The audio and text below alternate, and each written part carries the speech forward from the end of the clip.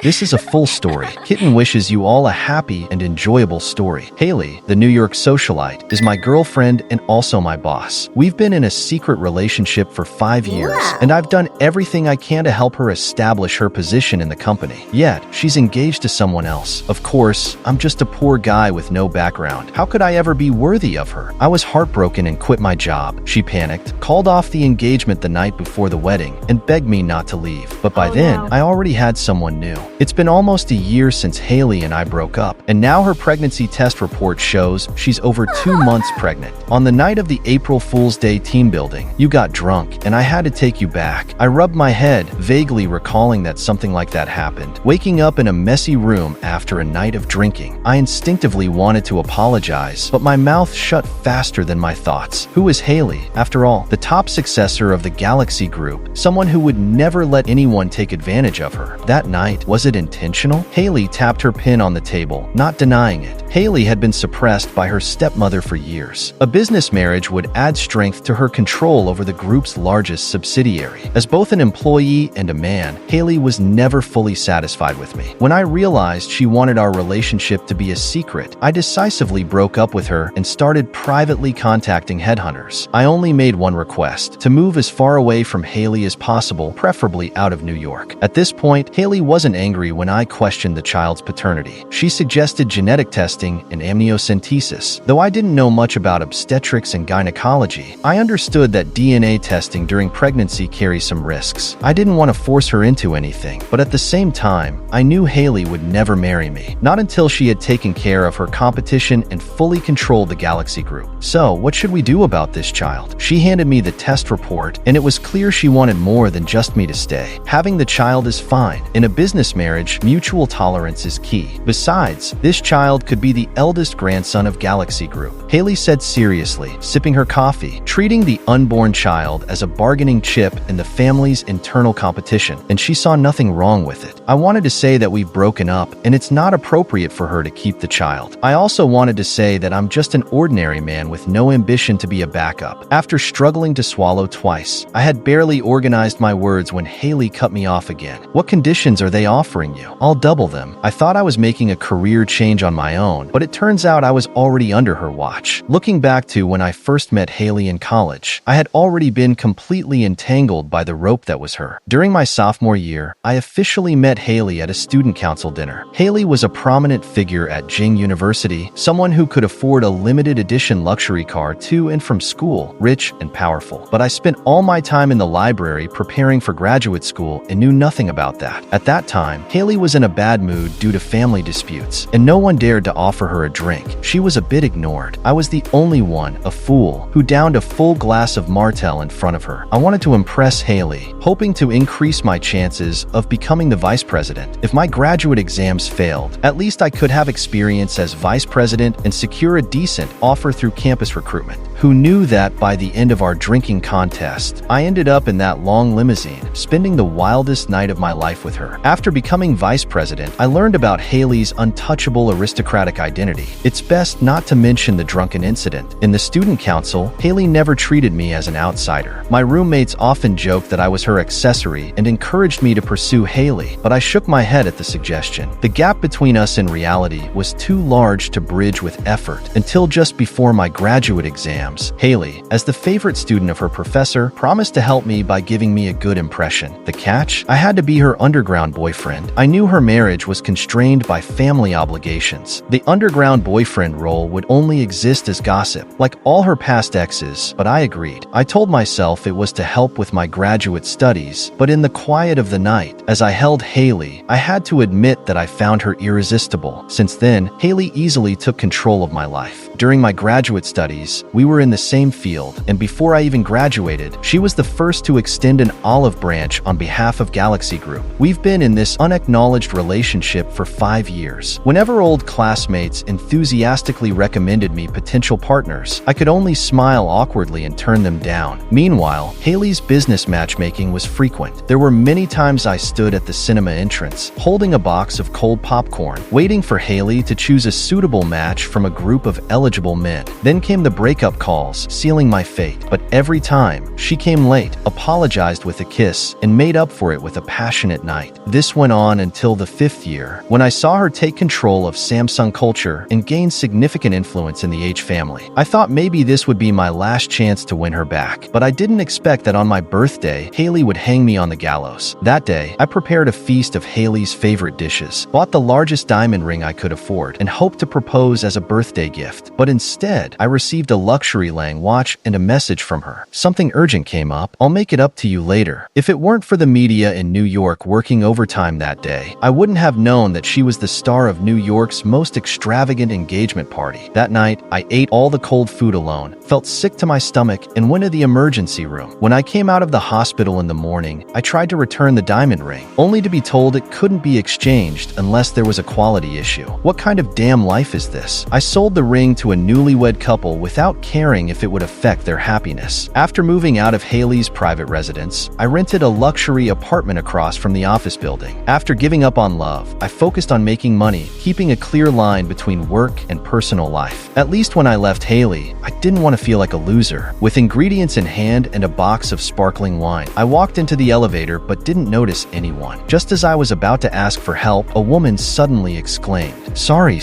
I walked to the back of the elevator and was about to ask her for a favor when she pressed the 15th floor button. When she turned around, I realized it was my landlord, the one I had seen frequently in the past few months, living upstairs. She smiled and offered to help me with the ingredients. As we neared the 15th floor, she casually asked what I was planning to cook. Red wine lamb chops, garlic butter shrimp, mushroom risotto, salmon. How about we eat together? Seeing my landlord swallow her saliva, I politely hesitated. To my surprise, she not only agreed, but half an hour later, changed into soft pajamas and fuzzy slippers and knocked on my door again. It doesn't taste good, but the flavor is authentic. Last week you messaged me saying you wanted to break the lease. Since the contract isn't up, I'm not returning the deposit. The landlord ate half a plate of butter shrimp, and under the warm yellow light of the tube lamp, her lips glistened with oil. I have to admit, she really lived up to her role as a landlady, unwilling to part with any benefits she could keep for herself. Just like Hailey. Thinking of her, I downed the rest of my sparkling wine in one go. I'm not breaking the lease for now. The resignation didn't work out. My hobby is designing. This year, a few blind box designs I tried became hot sellers, bringing me 7-figure profits. I work as a planning director at Samsung Culture with an annual salary of $1 million. Hailey knows I'm not short of money, and I don't care about it either. So this afternoon, when the conversation reached its peak, she pulled out her trump card. She cried. She's a year older than me, a workplace boss. But once the door was closed, her face changed, and she became more manipulative than anyone. She made me unsure of what to do, continuously compromising. Thinking of Hailey and the child in her belly, I shook the empty wine glass, struggling to regain my composure, until the aroma hit my nose and a shrimp was offered to me. Her neatly trimmed nails catching my attention, the light pale crescents of her fingers hard to ignore. I mechanically opened my mouth as prompted by her voice. When the warmth faded from my lips, I realized the person sitting across from me wasn't Hailey. I'm Serena. Just call me Serena or Sarah. I'm glad we're still neighbors, Rocky. When the landlord Serena